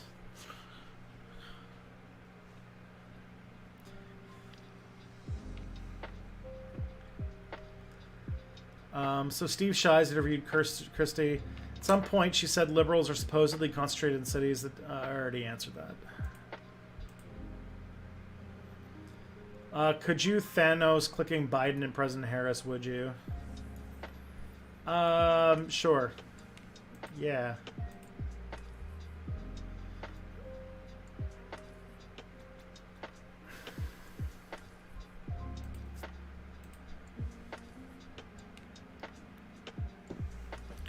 Bush and Clinton declared a while ago that they'd take the vaccine. I think that only makes more people distrust the vaccine. Fair.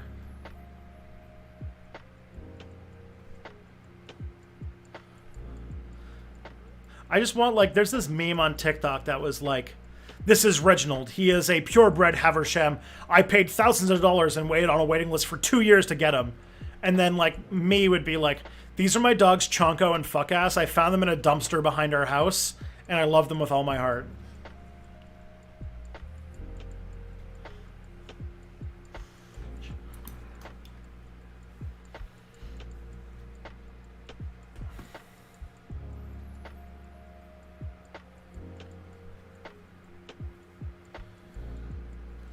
Suppose people started rioting in the streets when the U.S. because the U.S. last Medicare for all. Do you think it would help or hurt the cause?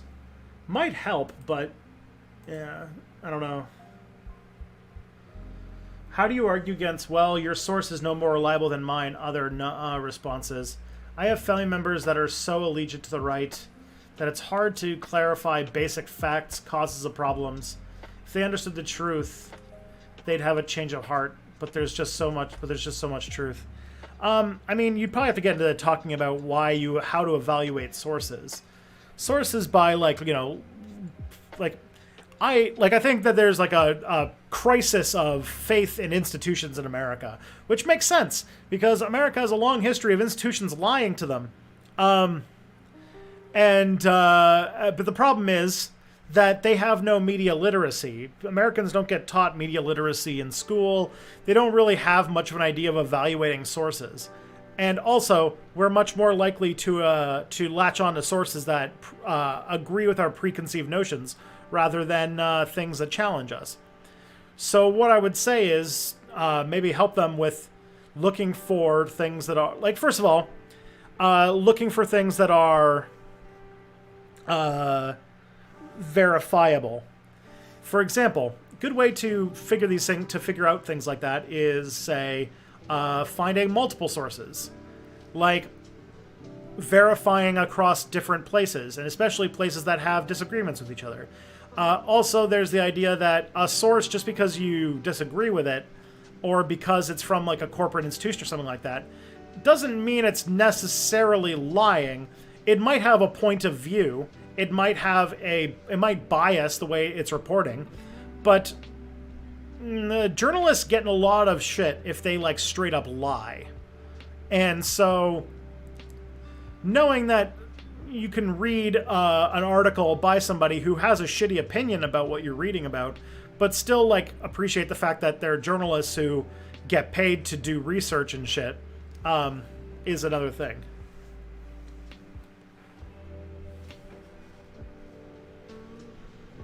My aunt told me that my source was too liberal when my mom sent her an article of scientists talking about climate change.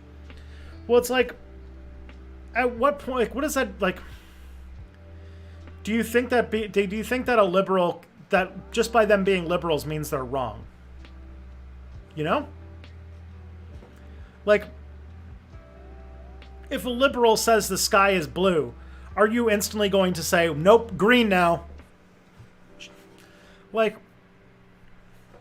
you might disagree with their analysis, but like, you know, facts don't lie. And if you really don't want to go with the analysis, you can start cracking into like peer-reviewed stuff. And peer review is like another thing to like, you know, blah.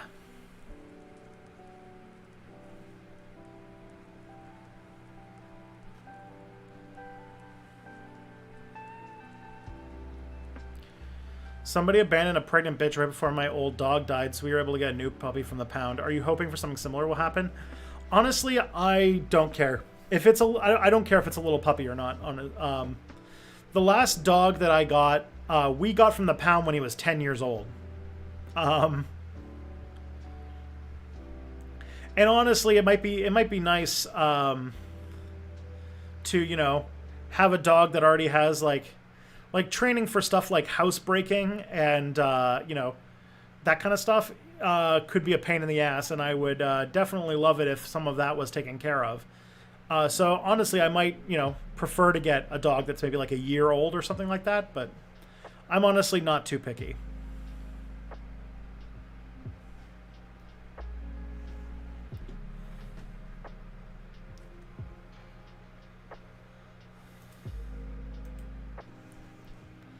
She also won't watch any show that's too liberal.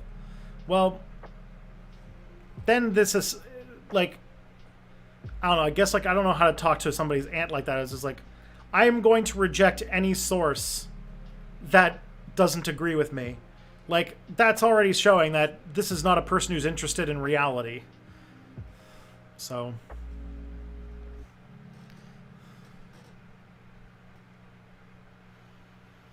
He's never written a full novel about it, but Turtle Dove has a timeline where nukes never get invented. Oh, I already answered. Okay. What are your thoughts on the stimulus bill that was recently passed in the U.S.? This is from this 22nd. I mean, $600. Fuck that.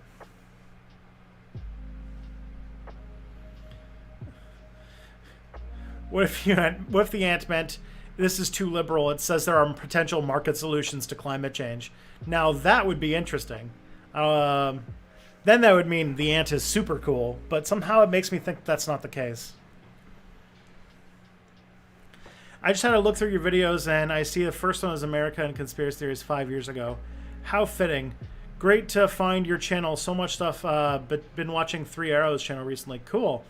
Yeah, my first video was on why are conspiracy theories so American, and I have a feeling that I'm gonna have to remake that video this year. Something makes me think conspiracy theories are gonna play a pretty big role in 2021. So I should probably get onto that.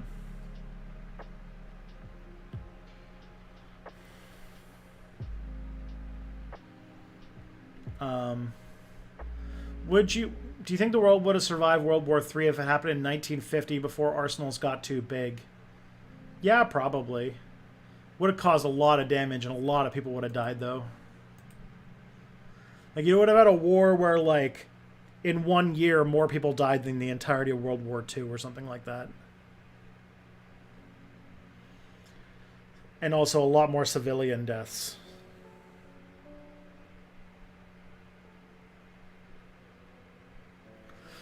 Suppose COVID had been more infectious from the start. Would that have made it easier to contain? I already answered that one. Townsend got really pissed off when people thought an offhand remark he made about one of his videos was a jab at Trump. Doesn't that imply he's kind of reactionary? I don't know. I think I've already answered this one too anyway.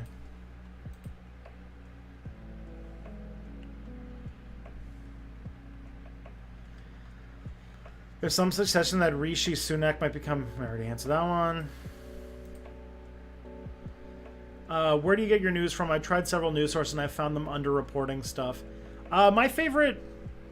Like, my news... The juice of the news that I get... What percentage of the questions submitted by me have you already answered? I don't know.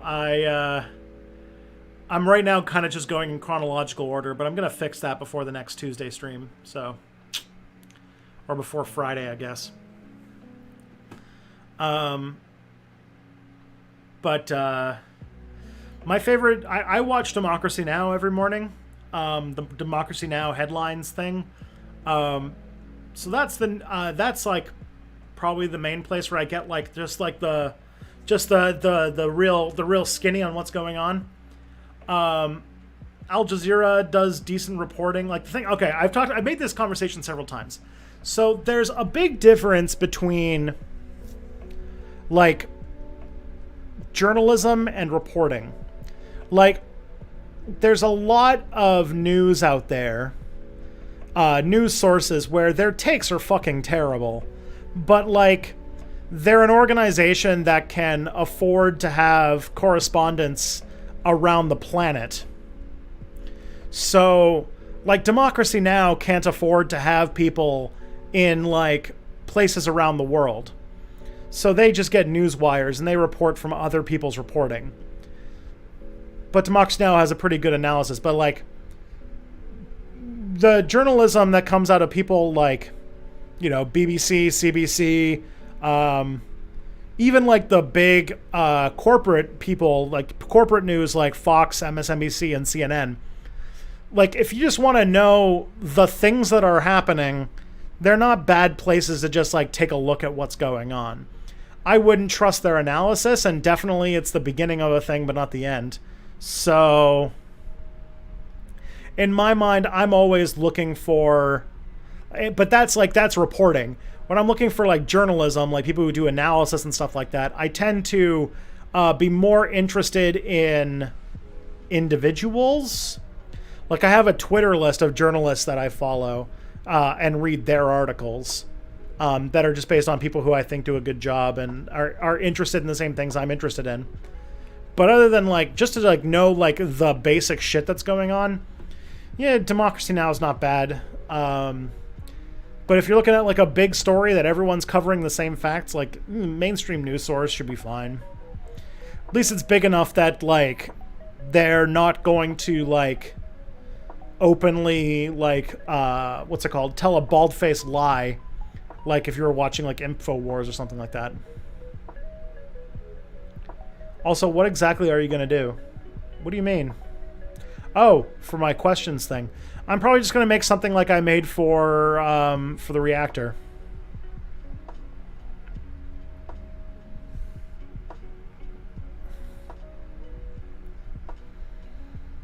And yeah, probably put a month expiry on the question, so that if I don't get to it in a month, it drags off so that we don't end up with like, how do you feel about this bill that got passed like a month ago?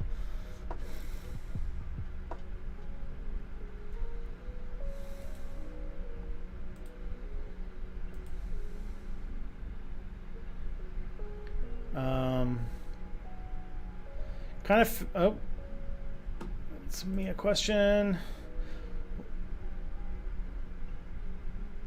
Do you think the EU will still exist in 20 years? You predict the UK will rejoin at some point, but that assumes it'll still be around down the line. We had that conversation kind of on last Monday, so. So Boris finally negotiated a shitty Brexit deal. That means the really dramatic, scary stuff like food shortages that would have resulted from a no deal won't happen. What will still happen is Britain is going through slow economic decline over the next several years. If you're like a brutally pragmatic leftist and you really just want to discredit the Tory government, would have been better for there to have been empty supermarkets the day after we left the common market. I mean, the other stuff's going to be slower and more complicated, so people might not understand. I mean, this is accelerationism, isn't it? And we already talked about accelerationism as like, I don't want people to suffer in general. Has Tristan answered what is God yet? I haven't. I don't know.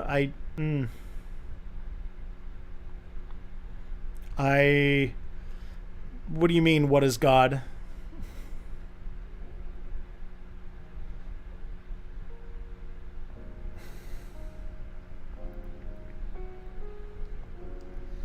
When you were making a video about Vietnamese refugees, I already answered this one. If Bernie was president-elect, do you think Trump would have more luck with his coup attempts? Yes. I have a feeling that if, like, the Capitol raid that happened last week, if we were inaugurating Bernie on the 20th, geez, wouldn't even have. I feel like the media would be on the side of the Trump people. I feel like you're fixing a problem you don't have if you just skip the questions I post in chat. Maybe. I feel like I just need to, like, I need an expiry for these questions, and I want to make sure that I'm not just answering your questions. And I want to have something systemic, so I'm not just, like, doing whatever.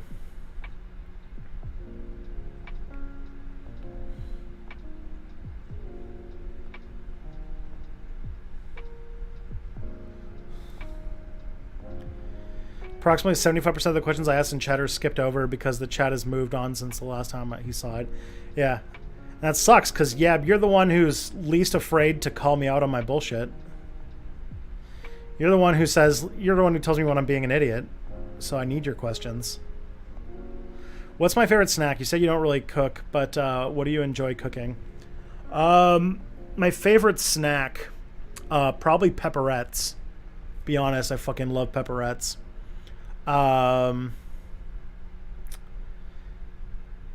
What do I enjoy cooking? Gosh. It's been such a long time since I've cooked. When I was on my own, I used to like to mess around with, like, different stir fries and stuff. That's like my WTF or pepperettes. They're like mini pepperoni sticks. I don't even know what they call them in America. I think in America they might be called, like, I don't even know. I don't know what they call them. I don't know what they call pepperettes in America.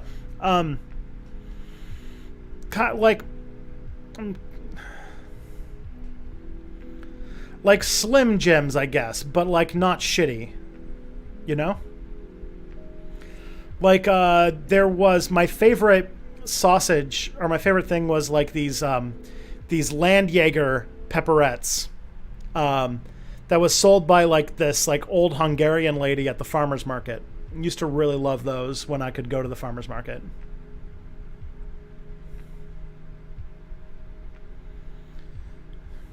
Is that U.S. right-wing political cultural stuff creeping more into Canada? It has been, yes.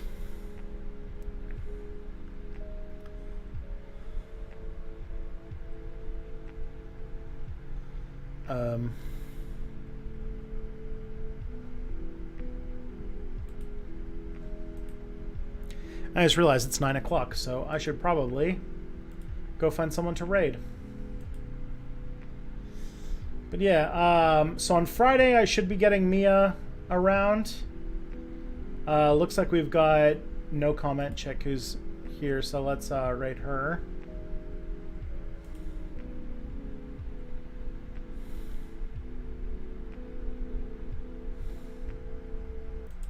Anyways, on Friday, Mia will be around. I'll have the new question system set up.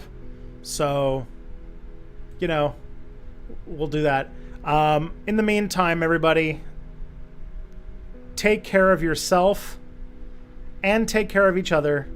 Love, peace, and anarchy. Have a good one. Take care.